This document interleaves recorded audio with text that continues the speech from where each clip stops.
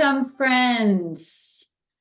Hello, good evening, good afternoon. It's so good to see so many friendly faces. I'm Bridget Moix, General Secretary of Friends Committee on National Legislation. This is our network call on the 2024 elections, and we are so glad and grateful that you are all with us. I was scrolling through the pictures on my screen when that music was playing, and nothing gives me more pleasure than to see so many friends, dear friends, and new faces. We are so glad you're here to engage with us in thinking about the upcoming elections. We know we are all grappling with so many issues, ongoing wars in Gaza and Ukraine, violent conflict elsewhere in our own cities and streets, the climate crisis, so many issues that are at stake in the 2024 elections. Many are saying that our own democracy itself is on the line. So it's wonderful that you're here, because tonight we're going to turn all this uncertainty, anxieties, and fears into hope and action. That is our call tonight around the elections. We want to provide you with some insights and opportunities for how you can engage and take action in the 2024 elections. We have wonderful speakers, colleagues of faith, and folks from our own staff. And we know that people of faith and conscience have a vital and powerful role to play in this election season and beyond. So thank you so much for being here. I want to just go over our agenda for tonight and let you know what we'll be doing. We will start with a conversation with Dr. Barbara Williams-Skinner and Reverend Adam Taylor about the threats to our democracy in the upcoming elections and how the organization that they lead, Faiths United to Save Democracy, is responding and will be responding throughout the election season, and how you can get involved in their efforts. I was involved last year as a poll chaplain. You'll be hearing about that. It's a wonderful opportunity to work with them in your own states and around the country. That'll be the first half of our conversation, and then we'll shift over to talk with LaVida Davis, our own Director of Strategic Advocacy, to hear a little more about what we at FCNL are doing specifically around the elections this year, resources we have for you, and ways that you can continue to get involved through the election season. And of course, as always, we want to make sure we have time for Q&A and discussion with you. So we're going to have an action-packed hour. And as we settle in, I just want to review a few of the tech reminders. We're very skilled now on these calls, so I don't expect any hiccups, but just so folks know, because we do already have 67 and counting people on the line. So, and I think more people will be joining us. We're all muted right now except the speakers, and we are being recorded. So we are recording this call. There's, we will remute lines also if we hear background noise. And there's live captioning that should be available to everyone if you're joining on the computer or by tablet. So you can look for that. When we get to the questions period, we will take questions both by electronic hand, which I know y'all are all familiar with now, and also you can use the chat box. So I will do my best to try to monitor both of those things, and I know other folks will help me along the way. So that's the tech update. Also, if you're joining by phone, there might be a few people on phone, and so you can, when it gets to questions, press *6 to unmute and *9 to raise your hand, but wait till question period for that. Okay, I think that's all the tech update. So let's just take a moment, take a deep breath together. Consider all that we're carrying and holding in this moment as we look to another vital election season. And take a breath together.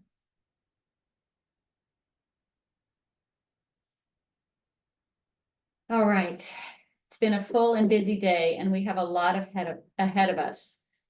So let's turn to our speakers and get started. I want to begin by introducing our two first speakers.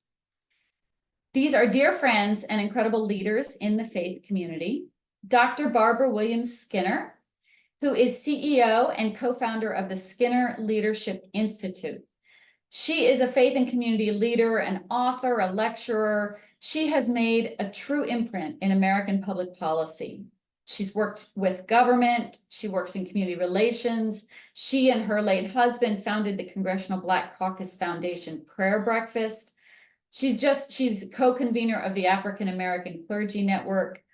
And I have the fortunate privilege and joy to work with Barbara as part of the Circle of Protection, which is a group of national faith leaders across the spectrum of Christianity who focus on issues of poverty. And so you're a force for justice, Barbara. We're so grateful that you are here with us. We also, I think we have Reverend Adam Taylor on the line. There he is. Yes, wonderful. Thank you for joining us, Adam. Reverend Taylor is president of Sojourners, an ecumenical Christian media and advocacy organization that works towards social and racial justice. He's also the author of A More Perfect Union, a new vision for building the beloved community. He's led a number of issues with the faith community. He's worked in high levels in the White House and with other public engagement community groups. He's worked with World Vision, is an incredible leader and instrumental partner also in the Circle Protection and other interfaith tables that FCNL shares, and just a master of speaking truth with love to people in positions of influence. Just delighted you're here with us. Adam, we're so glad for you to be with us. Thank you for both taking this time to spend a little bit of time in conversation about the elections and what we can do as a faith community to get involved. So I want to start with a question for both of you. Many people are saying, as I said at the start, that democracy itself is on the line in these elections. Help us understand that. What are the real stakes of this election, and how do you think people of faith need to be showing up throughout the election season? Dr. Skinner, can we start with you?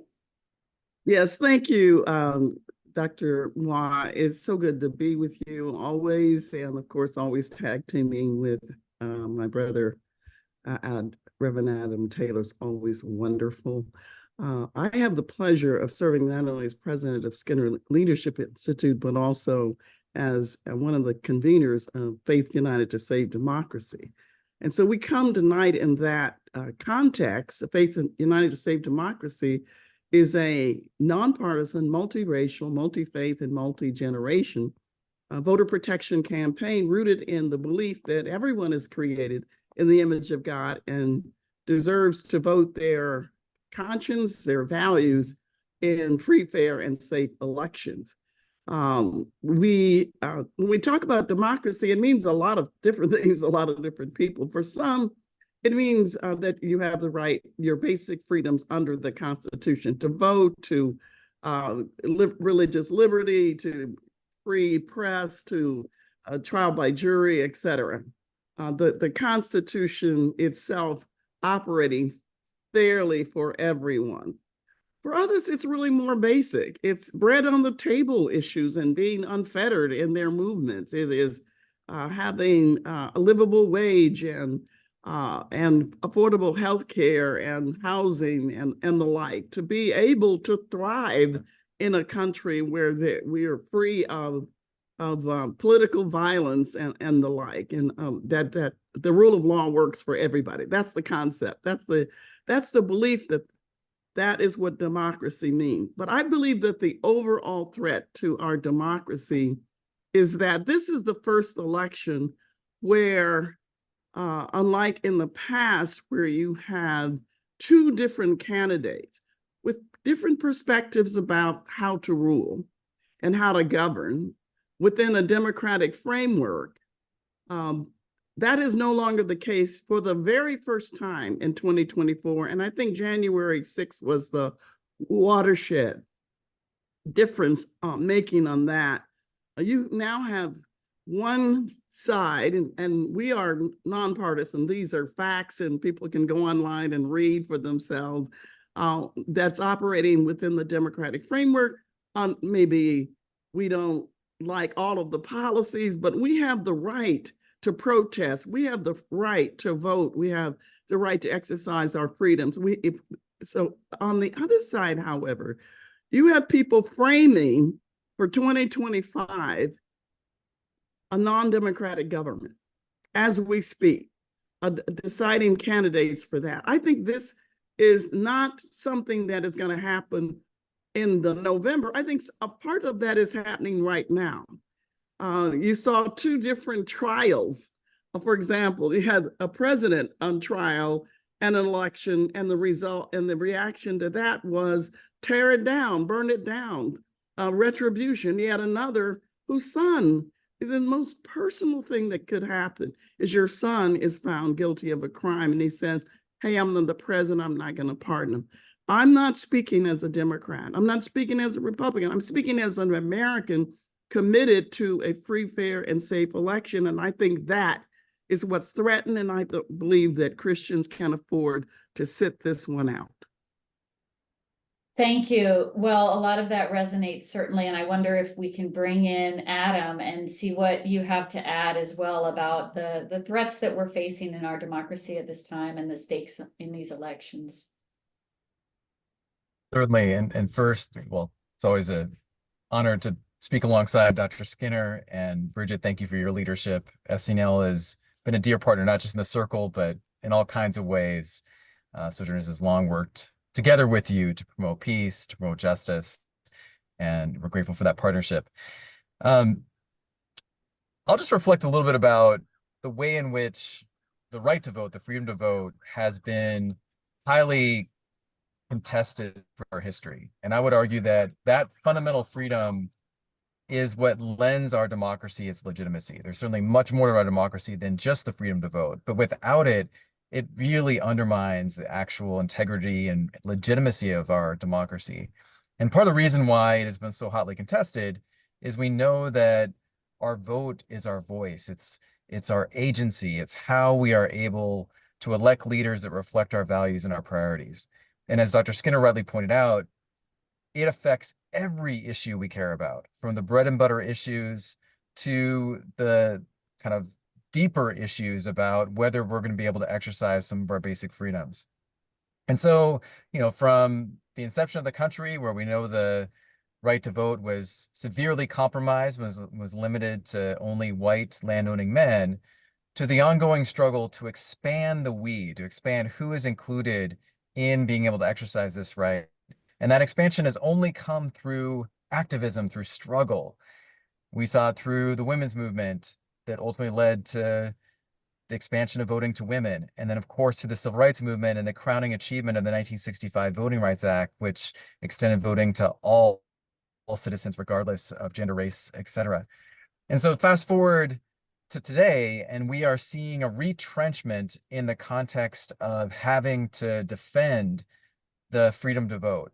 Since the 2013 case of Holder versus Shelby County, that severely weakened the Voting Rights Act. It took out what's called the pre-clearance provision of that act. We saw a predictable flood of new bills all across the country, but particularly in the South and the Midwest, that are trying to impose new barriers and new restrictions that are designed to deter and make it more difficult for Black and brown voters in particular, and in some cases, young voters, even elderly voters, from being able to exercise their sacred right.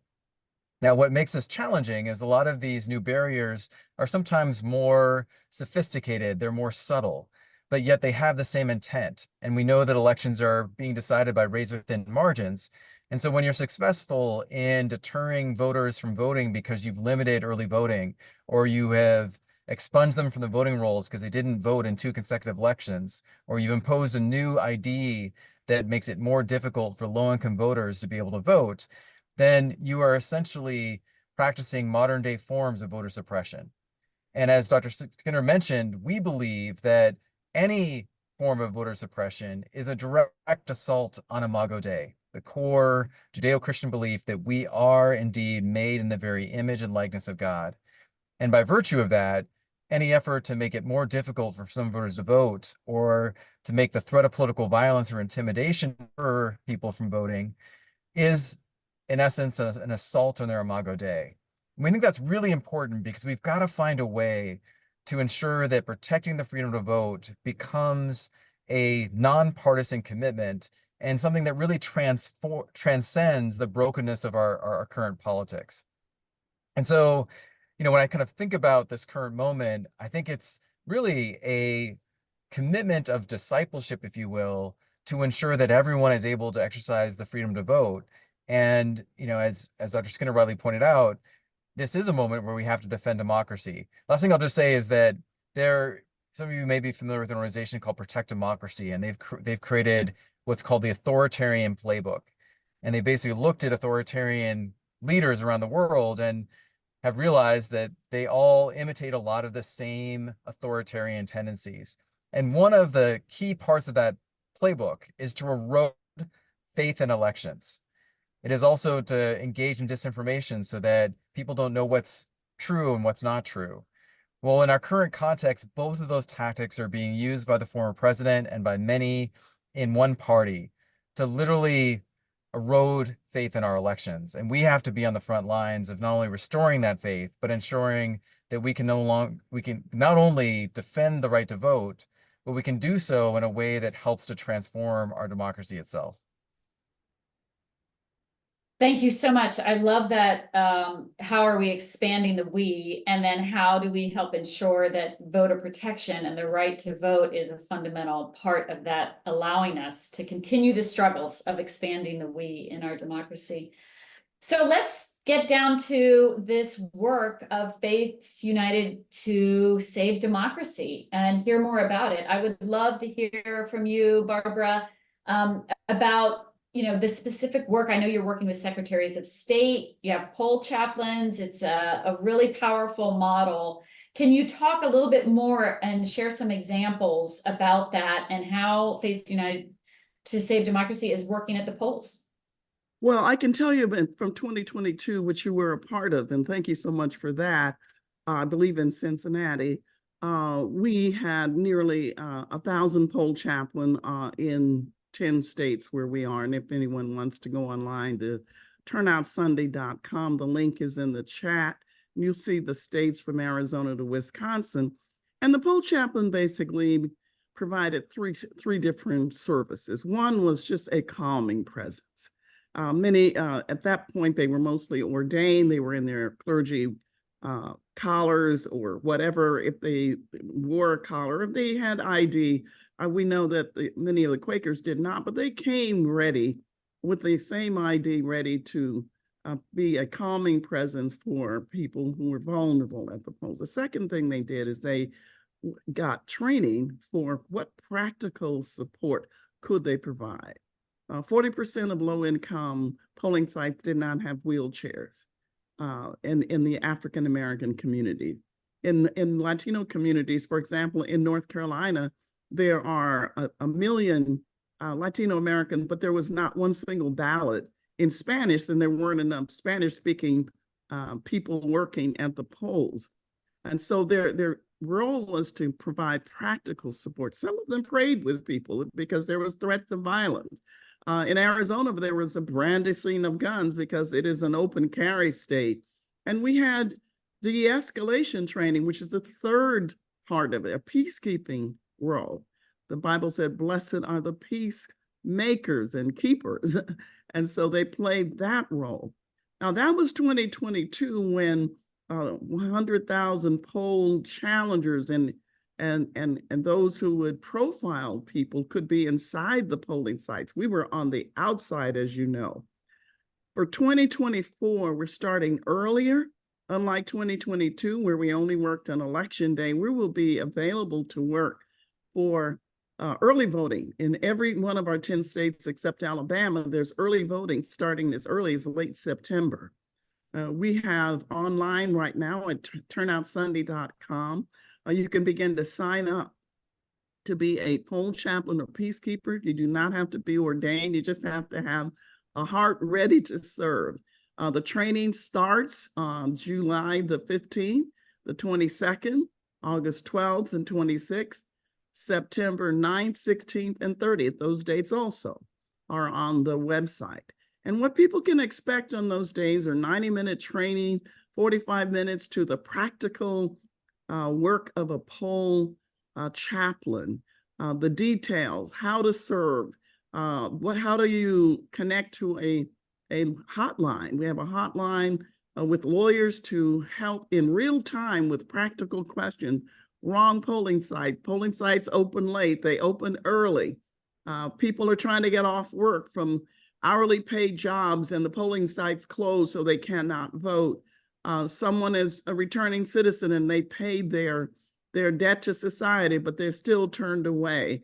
People are turned away because they've been profiled on the inside by poll they call themselves interrogators. I think that is the word, or challengers, by the way they look or what their hairstyle or whatever. And they're given a provisional ballot, which in some states may not be counted.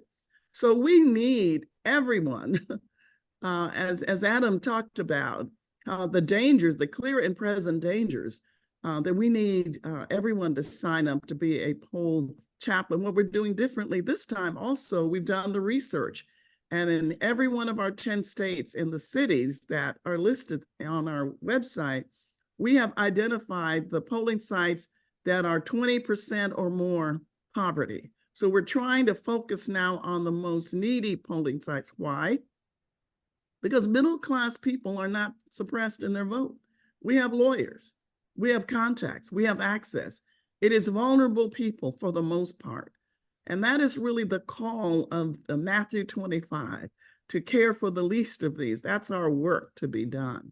But those are examples. If, for example, I will say one of the funniest things that happened, well, it wasn't really funny, but we had a guy in Ohio in the near polling site using racial language and yelling and carrying on. And our clergy in their sacred collars went up to him. They started praying for him, praying with them and calmed him down. In Michigan, where there is also an open carry states, there was a white truck with a MAGA sign at a Black polling site with people with guns. And our poll chaplain, again, with the training, they de-escalated. They dealt with intimidation. The training is critical for us to know that we go in the name of a higher power.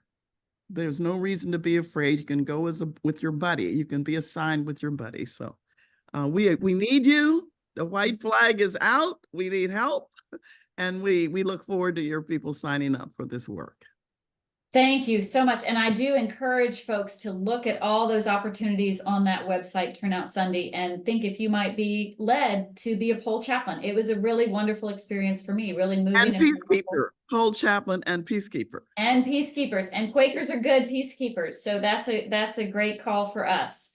Wonderful. So those are some opportunities with Faiths United to save democracy and how you can get involved.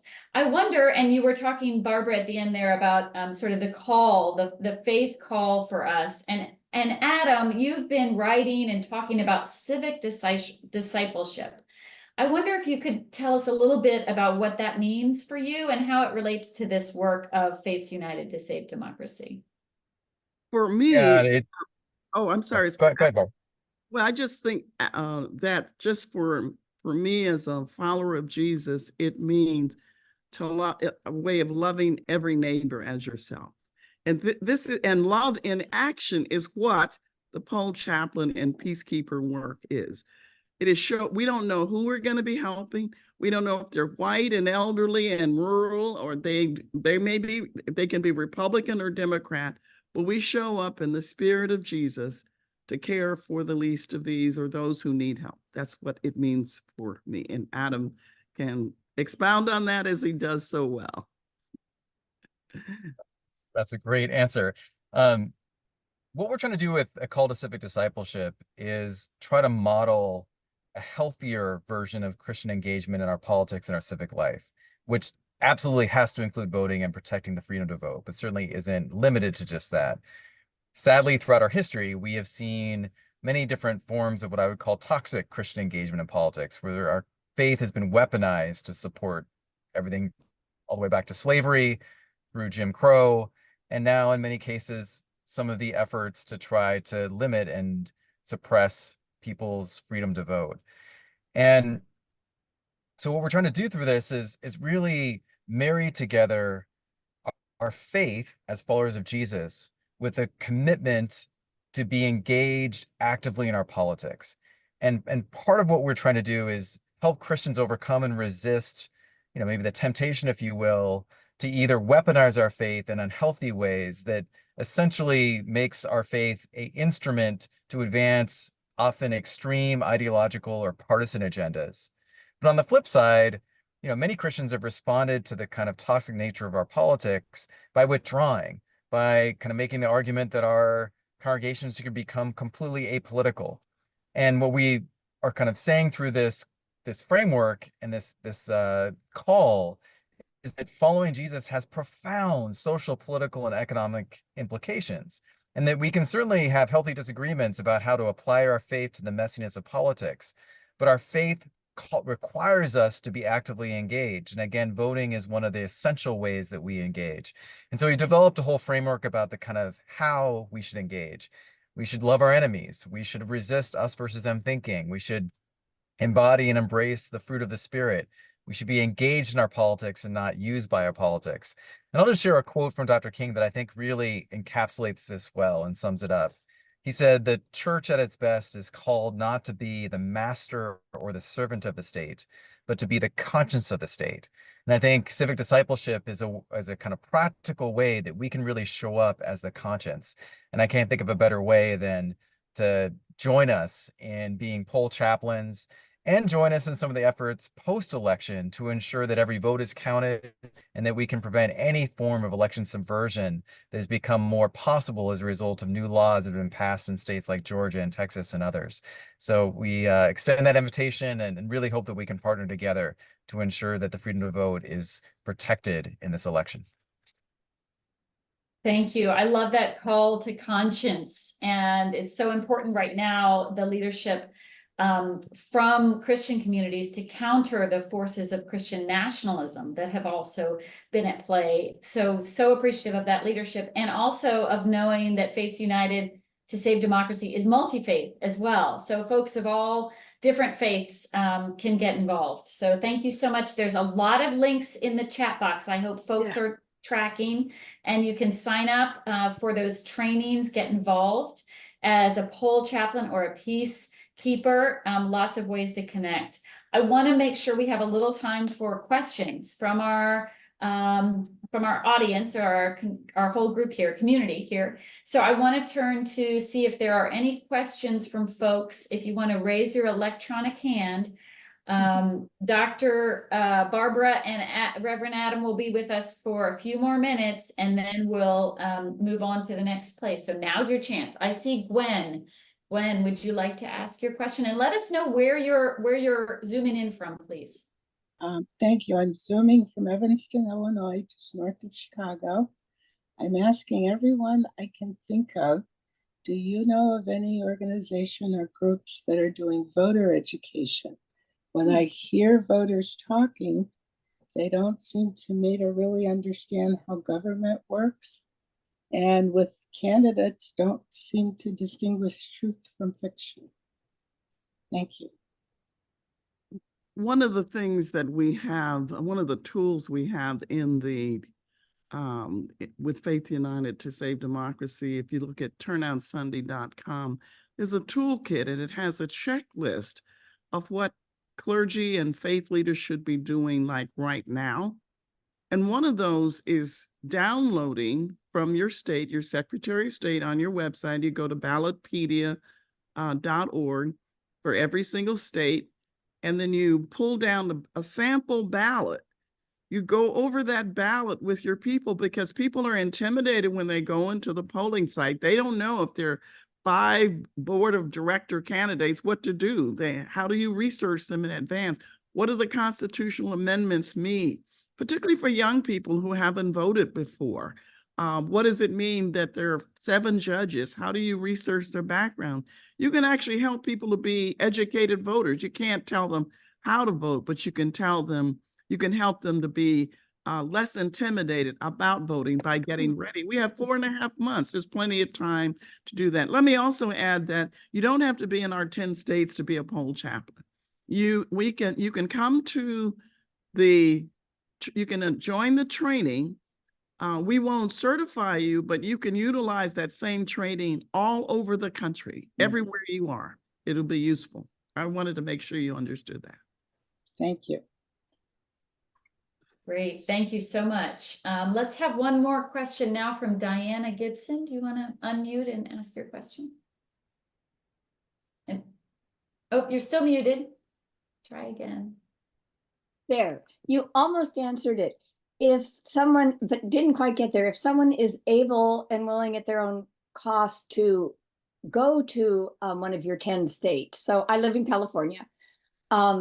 If I were able to go to Arizona for a length of time, would I be able to be a poll chaplain there, or they're either? Absolutely. Absolutely. Okay. There are two groups and you're in one. Thank you for asking the question. People are driving from New York to be with us in Pennsylvania or California, to be in Arizona or South Carolina, to be in Georgia, whatever. So we need everyone.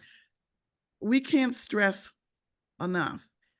We don't need to be afraid if we're organized and we're ready and we vote. So we need everyone working, every person. So thank you for asking. Yes, we need it. Then we would go ahead and be certified if we went through the training and you would assign us somewhere. If you work in our 10 states, we'll certify you and give you a We don't have to live in them, but if we go there to work. No, you do not. Thank you. Thank you. Yeah, I live in DC now, but I went back to my home state of Ohio as a poll chaplain last year, and it was great. All right, one last question on this, and then we're going to move to the second half of our conversation tonight. Paula, I see your hand up.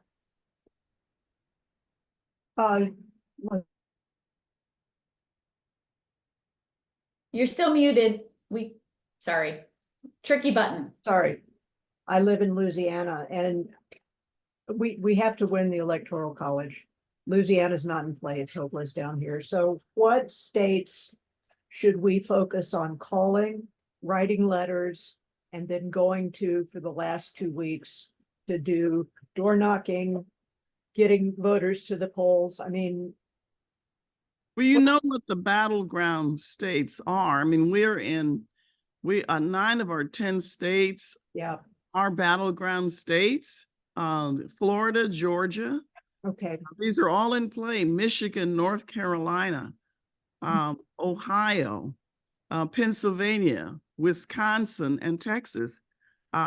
Those are all in play. Those are critical states. Arizona, the victory margin was, what was it, 10 or 12,000, the same in Georgia. This is going to be a very close election. So since I'm down south, I could be of use in Georgia. Absolutely. That's where I'll go. Absolutely. Thank you. Wonderful. Great. All right. We're already getting volunteers here on the call. Thank you so much, folks.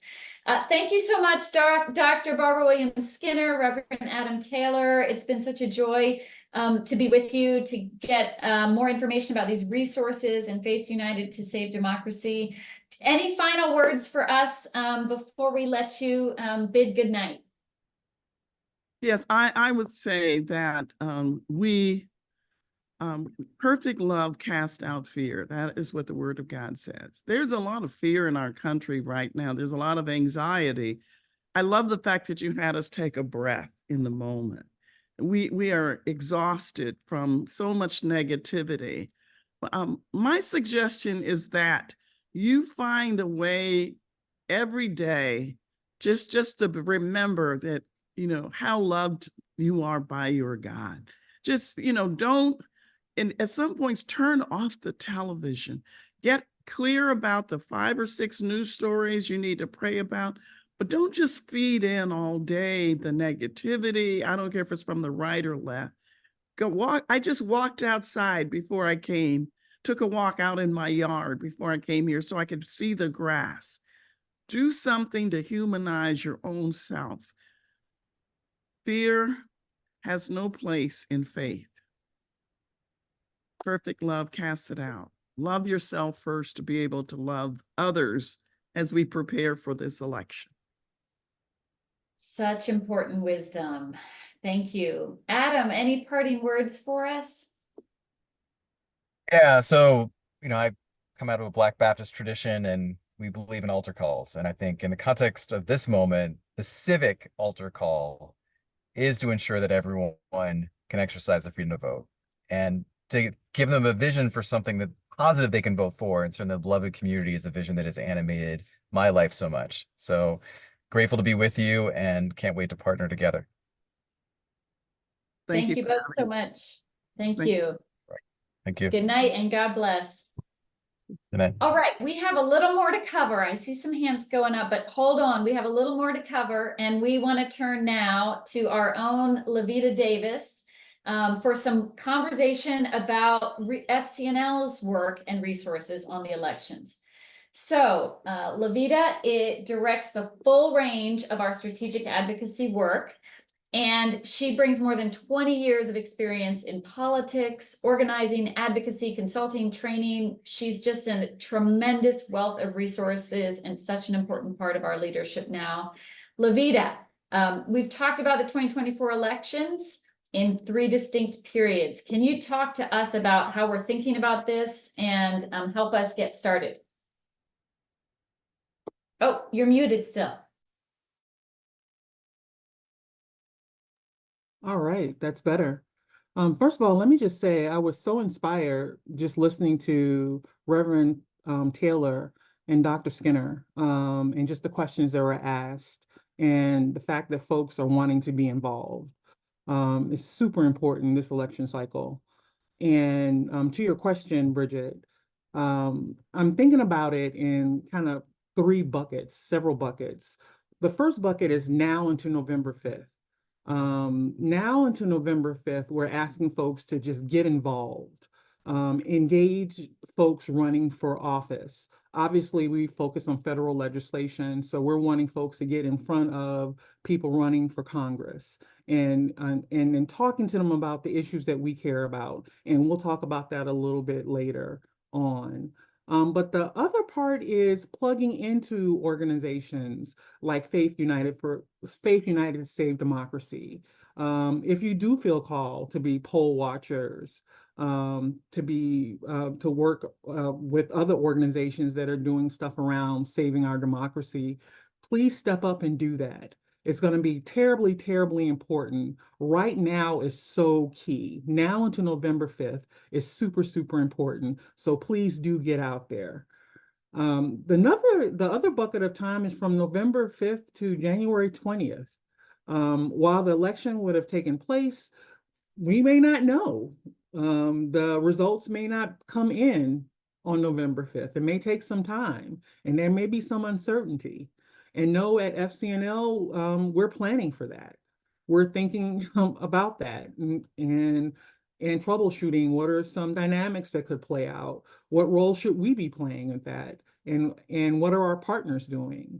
Again, going back to organizations like Faith United to Save Democracy, what they're doing to make sure that every vote counts, because there may still be some struggling, some advocacy that needs to happen around that. So again, your voice, your energy, your time, if you do feel called, it's going to be needed in those efforts. So that's really, really key. And then the last bucket, after January 20th, after whoever's president is sworn in that first 6 months, regardless of who wins, at FCNL, we're obviously thinking about that and planning, right? So we want to be intentional about laying foundation with whoever's in Congress and being able to engage whatever administration around the issues that we care about. So going even back to engaging everyone that's running for office, we're nonpartisan. So regardless if they're already in office and they're running for re-election and there's a challenger, regardless if they're a Democrat or Republican. We're wanting to get in front of them and make sure they know who FCNL is and what are the issues that we care about. Obviously, peace and justice issues. So regardless if they win, great, we've laid foundation, they know who we are. If they don't, they're a major stakeholder in the community, that's somebody we want to know. We're still taking that same mindset, forgive me, for the first 6 months.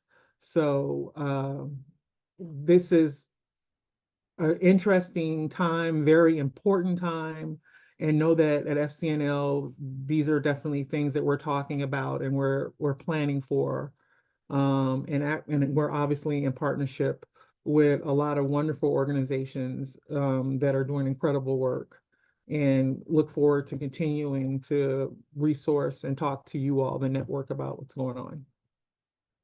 Great, wonderful. It's so helpful to kind of break down the periods that we're looking at, because we know that they all have distinct challenges and things that need to happen. And FCNL's strength of focusing on Congress, when so many people focus on the presidential level, it's of course hugely important, but those members of Congress, and that those relationships can start now with candidates or continue on. It's so helpful to hear that structure and how we think about our own time and our own commitments and what we can do. And I know that your team has been working on resources, LaVida. So tell us about the resources that FCNL has for folks. Yes, let me go ahead and pull that up. First, let me put something in the chat right now.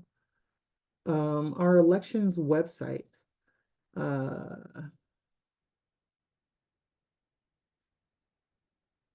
right, that's fcnl.org/2024 elections.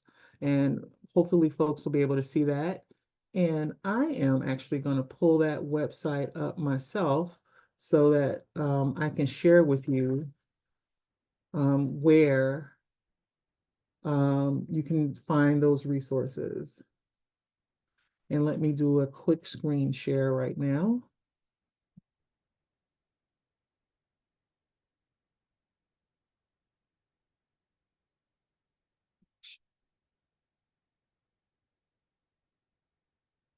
Here we go. And right here, share. Awesome. All right, we are on the FCNL elections page. And the first thing I want to bring your attention to is obviously Quaker Engagement 2024 elections. It gives the overview of why we care about elections and engage candidates now. This is what I talked about at the very beginning. We want you to get in front of folks running for Congress, talk about the issues that we care about.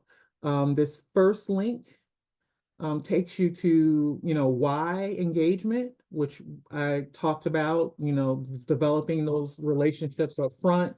We're bipartisan, and regardless of if they win or not, particularly if they don't win, there's still major stakeholders in the community that we want relationships with. It gives you, talks to you about how to get involved, and also gives you steps for effective engagement. And the last part 5 on this is super important, which is a hyperlink to report back to us around your engagement with candidates. So this is a wonderful, wonderful resource that we have. But the second part is the actual leave behind that we want you to leave with candidates. This is the one-pager. Front part gives an overview of FCNL, our approach, peace and justice organization, based in DC, got folks all over the country. We know who we are, the we seek statement, which is super important and grounds our work and our values. But it talks about the 4 issues. We're lifting up 4 issues, 2 domestic, 2 foreign. We're talking about ceasefire, what's going on in Gaza. We're talking about unfunded priorities lists, which is actually the topic for this year's advocacy teams. On the domestic side, we're talking about child tax credits, super important, one of the major vehicles that lift children out of poverty, and violence interrupters. So those are the 4 issues, but this is the one pager that we want you to leave with candidates as you're engaging them. So it gives them good information about who we are and the 4 issues that we're lifting up. Go back. So that's what FCNL has and what we want for you all to leave with candidates that you're engaging. And this is all on the website. But secondarily, where else can you plug in? If you continue to scroll down, besides the advertisement for the call that we're on now, it says how you can get involved. And it has all the organizations that you can touch base with. First one, you know, if you want to connect with Faith United and join other ordained and lay leaders as trusted voices to volunteer as poll chaplains and protect the ballot access and peaceful polls, you click this link. Dr. Skinner was on, and this is what she was talking about. This is Faith United to Save Democracy. And it talks about the upcoming trainings that are happening. Next one is July 15th at 7 p.m. But a wonderful website with great resources that you can come and check out. I'm gonna need you to go up. Let's see. Let's go back. And if you want to work with a Quaker faith organization and connect with other Quakers that are focusing on the threat to democracy, you can go to Quaker Call to Action, which is another great resource. Great website, lots of good information for you to come and check out and connect to action, join conversations, just another really great resource. And last but not least, is Interfaith America, the Faith and Election Playbook. Another really, really, really great resource. Please check out the website, just great stuff here. So there's just a lot of good information from our partners that you can connect with. But this website is just a good space to just get good information. And certainly, of course, if there's any questions that you may have or information that you don't see, please do not hesitate to reach out.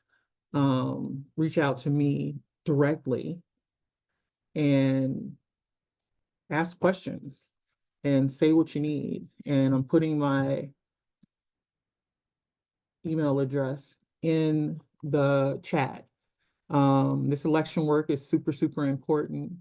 And we're definitely here to support you with any and everything that you need. And actually, I need to send that to the entire chat. I think I just sent it to one person at FCNL. Wonderful, wonderful. Thank you so much, LaVida. Wow, this is great. We have a lot of really great resources. Thank you for inviting folks to contact you with more questions and input. I know we want to hear what people need, right? What else, how else can we support folks in these 3 phases of now till November 5th, November 5th till January 5th, and then we've got, or till January 20th, and then we've got post January 20th when we have a new Congress and an administration that's been voted in. So let's move in our final minutes. I want to make sure we have time for conversation, discussion, questions. Are there folks who have questions for LaVida and FCNL about getting involved in elections, or other thoughts on what we can do to help you get involved? We have a few minutes for questions. Feel free to raise your electronic hand or put questions in the chat.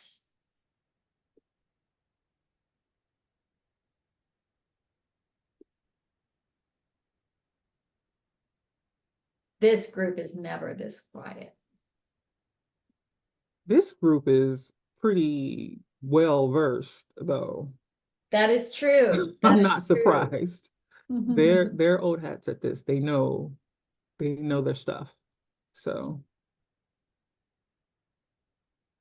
All right. Well, if you don't have questions now, we will be here. LaVida's email is in the chat box, and we will continue to share more information as the election season unfolds. And there are actually a couple questions in the chat. Oh, yes, great. I'm just seeing this. Okay, here's one, LaVida. What is the line that FCNL cannot cross? As a nonpartisan organization, I'm guessing that is maybe what that question is about. We're nonpartisan. We do not, we're not for one particular party. Protecting democracy and the right for everyone to be able to freely participate and the right to vote is not partisan. Regardless if you're in a red state, blue state, or whatever, we want everyone to be able to fully participate. And our democracy is something that's sacred and very important. So the line that we don't cross is that we just don't endorse candidates. We don't. So that's probably the line. That's the line you're probably talking about. I see there's a hand raised. Yes, Gray Cox, please go ahead and let us know where you're zooming in from. Yeah, I'm from Acadia Friends meeting up in Bar Harbor, Maine. And thanks for all your work on this. It's great. I am wondering about, you know, I think in my own thought, I've been focusing in terms of the election on working to get particular candidates elected, or else trying to secure the democracy process. And I just hadn't been thinking about this idea of, in effect, lobbying people on both sides. To me, that's a really interesting and important kind of thing. And in the context of an election where candidates are not holding a lot of sessions to just meet with constituents around lobbying, but they're trying to get elected, it would be helpful just if you could say a little bit more about what are appropriate ways to sort of meet with candidates, venues to do this kind of lobbying work, to build relationships for people on both sides of the electoral process. If you could say a little bit more about that, would be really helpful. What kind of relationship building when in fact most people are focusing on caucus or polarizing from my side kinds of discourse? Well, some of the ways, actually community events, town halls, community events. A lot of candidates have published calendars, and being able to engage them in those forums have been opportunities. And also just trying to set up a meeting in their headquarters, in their offices, particularly if they already hold office. Getting on their calendar in their in-district office, and trying to get that FaceTime, even if initially with a staffer, so that they begin to know who you are and what we care about at FCNL. Because what they'll begin to learn is that, you know, this isn't about partisanship. This is about the issue, and we engage both sides, and the issue is what's imperative to us, particularly as a faith organization. So yeah, that's where I would start. Okay, thanks. I'll just make a pitch that if you're not part of an advocacy team yet, folks, it's a great chance. And Sarah Avery, I noticed in the chat, you know, pointed out that her advocacy team has met with candidates, and it's a really important opportunity to introduce yourselves, your advocacy team or your community group, and others. And also for us, it's a great way to introduce FCNL. So that's why that Leave Behind also has some information about FCNL for those folks. So it's really helpful to start building those relationships early. And also, as LaVida said, that even if the candidate doesn't win, chances are they're an ongoing important community member that we want to have a relationship with. So it's a great opportunity. I think, let's see if there's time for one more question. This was a great one from Chris Berg. Do you have plans to do an update session in a month or so when we have stories from fieldwork to bring back? That's an interesting idea, isn't it? That sounds really wonderful. that's something we're definitely open to. We certainly want to be responsive to the network and what you all need. That's a great idea. Definitely open to making that happen. Yeah. Just Great. make sure you fill out the forms to let us know that that you've gotten in front of folks, and we can begin to pull that call together, because we would love to hear, how's it going? What have you learned? And how we can share that good information with other advocates. Because at the end of the day, people learn from other folks in community, because I'm staff. No. When they hear from you, that's when folks feel like, oh, I can do this. I got it. So yeah. Great. Wonderful.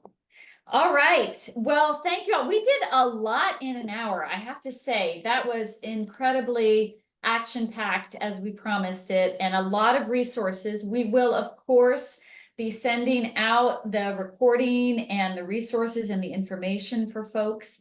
I want to thank LaVida for all she shared, for all her work on this, and all she does to help FCNL's work on the elections. I want to shout out Amelia Keegan, who's on the call and did a tremendous amount of work, and also Wesley, who's been doing the tech support. Thank you, Wesley. It's always a team effort here at FCNL. So thank you again so much for joining us. These elections, as you know, are so important. A lot is on the line, and we have an incredibly powerful community. And I know that we will be showing up in many ways. I'm inspired by you all, and I know that in the coming months, many of you, lots of other friends, people of faith, folks of conscience all across this country are going to be doing what we need to do to defend the increasing we of our democracy, and supporting the continuing work to advance the world that we seek. So thank you so much for all that you're doing and for being part of our community. And we will see you next time. Good night, friends. Feel free to unmute and say good night. Good night.